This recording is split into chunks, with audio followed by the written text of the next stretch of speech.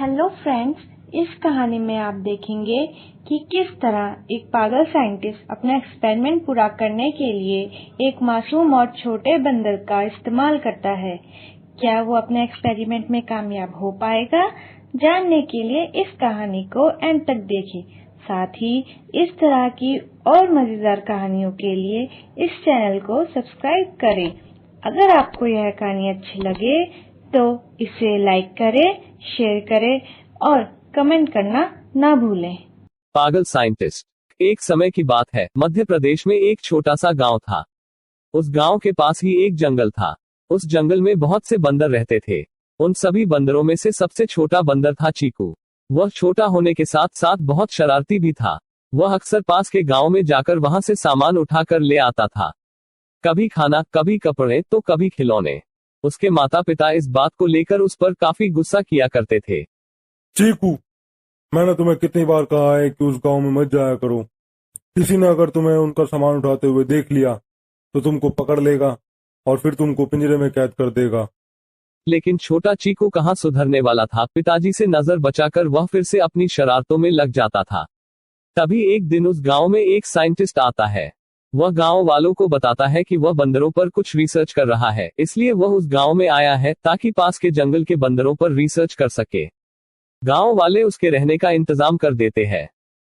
वैज्ञानिक साहब, आप यहाँ आराम कीजिए और किसी भी चीज की जरूरत हो तो बेझिझक बता दीजिएगा। आपका धन्यवाद मुखिया जी। अरे इसमें धन्यवाद कैसा, आप तो हमारे मेहमान हैं और मेहमान का आदर करना हमारा कर्तव्य है। चलिए आप आराम कीजिए, मैं चलता हूँ। इतना कहकर मुखिया जी वहां से चले जाते हैं। चलो पीछा छूटा इस मुखिया से। ये तो जाने का नाम ही नहीं ले रहा था। अब मैं अपना काम आराम से कर सकता हूँ। और फिर साइंटिस्ट अपने काम में लग जाता है। तभी वहां चीकू आ जाता है और साइंटिस्ट के सामान को छेड़ने लगता है, पर साइंटिस्ट उसे देख लेता है। अरे वाह, मुझे अपना एक्सपेरिमेंट पूरा करने के लिए एक बंदर की जरूरत थी और मुझे लगा था कि बंदर पकड़ने के लिए मुझे जंगल में जाना पड़ेगा, पर यहाँ तो ये बंदर खुद चलकर मेरे पास आ गया है। ये बंदर अब मुझसे नहीं बच पाएगा। साइंटिस्ट चीकू को पकड़ लेता है। कैसे हो मेरे दोस्त? अच्छा हुआ जो तुम खुद यहाँ आ गए, वरना मुझे बेकार में ही मेहनत करनी पड़ती। अब मैं दिखाऊंगा सबको कि मैं क्या चीज हूँ। मुझे पागल और मेरे एक्सपेरिमेंट्स को बकवास कहकर सबने मुझे लैब से बाहर निकाल दिया था ना।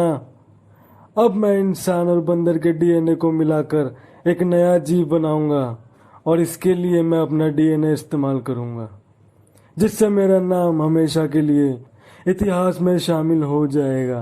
हा हा हा हा हा हा। तभी साइंटिस्ट अपना और चीकू का डीएनए एक टेस्ट ट्यूब में डालता है।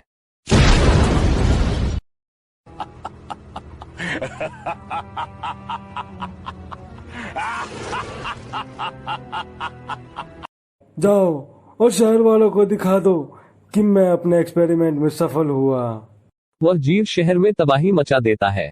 वहीं दूसरी तरफ जंगल में चीकू के माता पिता चीकू के घर न लौटने की वजह से बहुत परेशान होते हैं।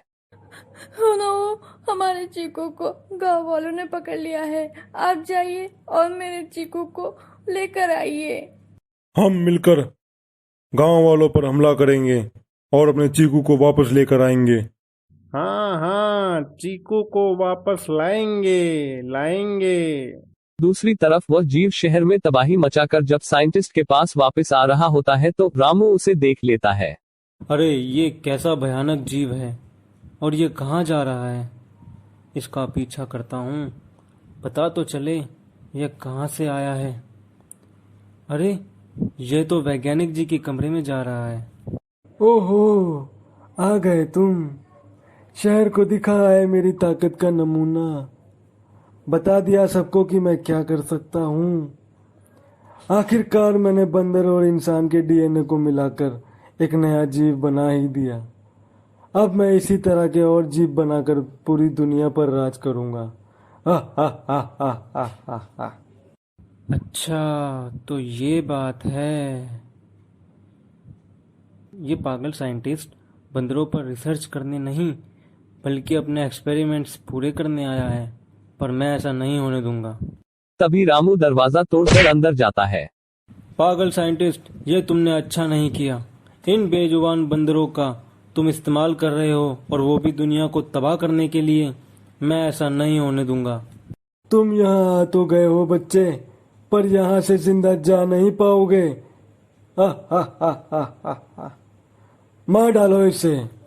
फिर रामू की और उस जीव की लड़ाई होती है और रामू अपनी बहादुरी से उसे मार देता है और चीकू को आजाद करता है। फिर साइंटिस्ट को पकड़कर गांव वालों के सामने ले जाता है। तभी वहां जंगल के सभी बंदर आ जाते हैं। रामू उन्हें देखते ही समझ जाता है कि वह सब चीकू के लिए आए हैं। वह चीकू को उसके माता पिता को सौंप देता है और गांव वाले साइंटिस्ट को पुलिस के हवाले कर देते हैं।